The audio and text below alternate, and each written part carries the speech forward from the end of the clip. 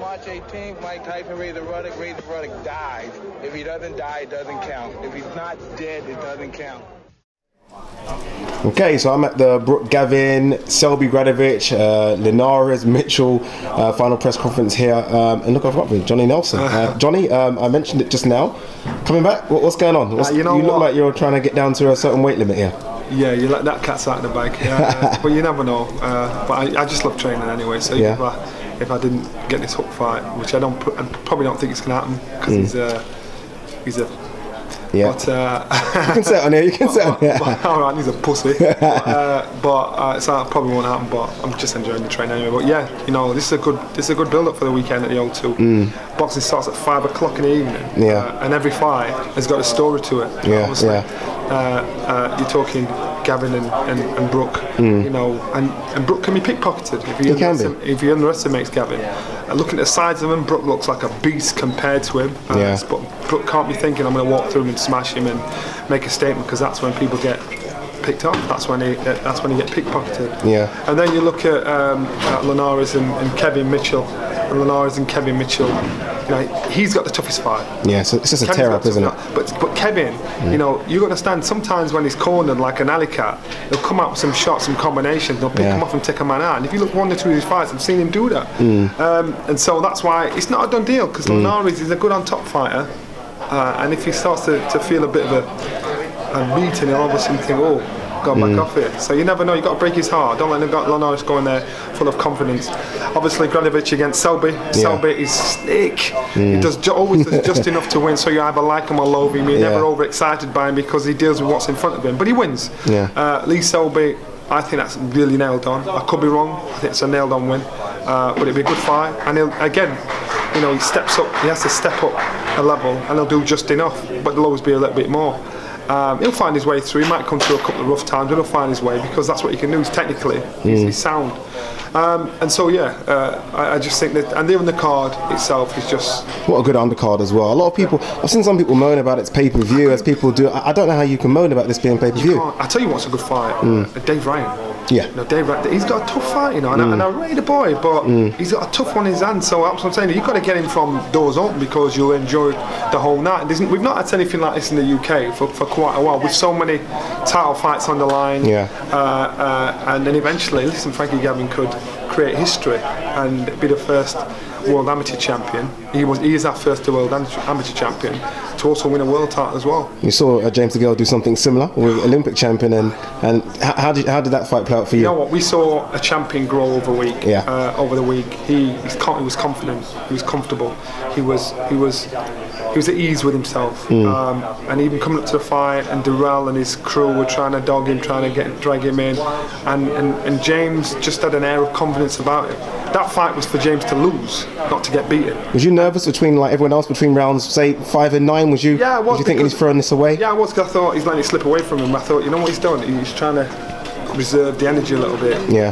He's thinking, am I too tired after that onslaught in round 3? Yeah. And when it happened, I thought that could be a bad move, because obviously you think you've got a man going, you're letting the shots go, then you're gassing a little bit. Yeah. James is an unbelievably fit fella, so he's now thinking, am I fit enough? He's doubting himself. Yeah. He got the win. It was close, it was tight, but that, again, winning a world title, he managed to learn something at the same time as winning a world title. So it was good. Perfect. Kevin Johnson, talking the way he talks, we're used to it, but do you generally believe this is Anthony Joshua's toughest test, or is Kevin Johnson on paper? Yeah, on paper it is. On paper it is. Kevin Johnson is typical American, no disrespect to the American audience. Brash. But he's loud, he's brash, he's full of it. He talks a great fight, and again, it's another learning fight for Anthony Joshua, not physically, but mentally. Yeah. He's got to deal with somebody that's dogging him, that's got more mouth to him, got more sharp. Eventually he's going to come up against somebody that can back it up. Yeah. So then it's a test of character. Then it's a test of, this man is mentally sharper than me, he's got the tools, can I bring it out of the bag and put it on him? So at the moment Kevin Johnson will say that and shout that. I think once a bit of pressure hits him, that's when he'll go into sparring partner mentality and survive and hustle survive. I must admit, he's in good condition, because when I saw him in Birmingham, he had a butter belly on him. Now he's cut up a little bit, he moves apart. He's talking too much. He spent 6 weeks here in the UK, he's been training at Peter Fury's gym. I think I heard you say that, is that true? I heard you mention that.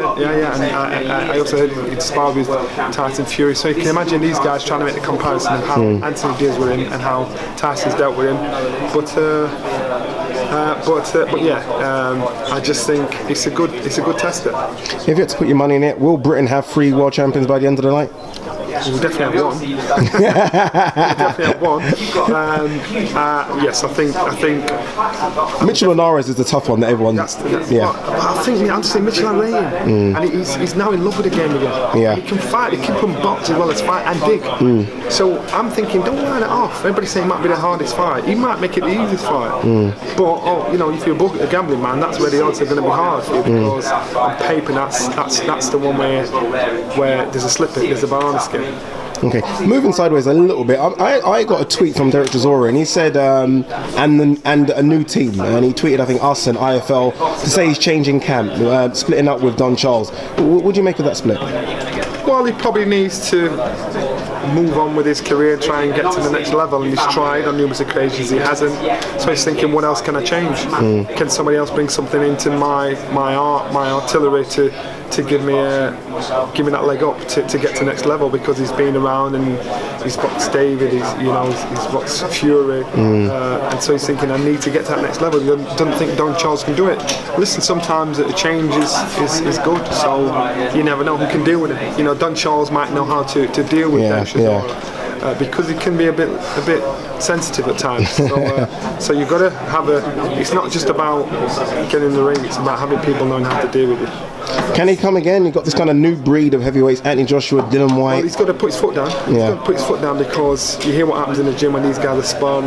You can't afford to be slacking and lazy and piling away at them between fights. You've got to live like an athlete, because your opportunity will come, and especially if you're a heavyweight, you've got to be ready to step in there. And so you can't afford pig days, you can't afford to be. It's like you've got to make training your life. If you don't, when the opportunity comes, how can you expect to pull it off? There you go. All right, there you go. Joshua, the guy's like a machine, isn't he? He's like a machine. Yeah, you look in the dictionary next to potential heavyweight champion. Open the dictionary up, there should be a picture of Anthony Joshua. I agree. Yeah, and he's a machine, and that's he lives the life. It's a difference now, isn't it? That's the difference. They're all that 6'6", 6'7", and they look like that. Massive, and that's what you want. These guys have got to be athletes, and Anthony Joshua is all that and more. All right, there you go, Sky Johnny Nelson. Thanks a lot. Cheers, Johnny.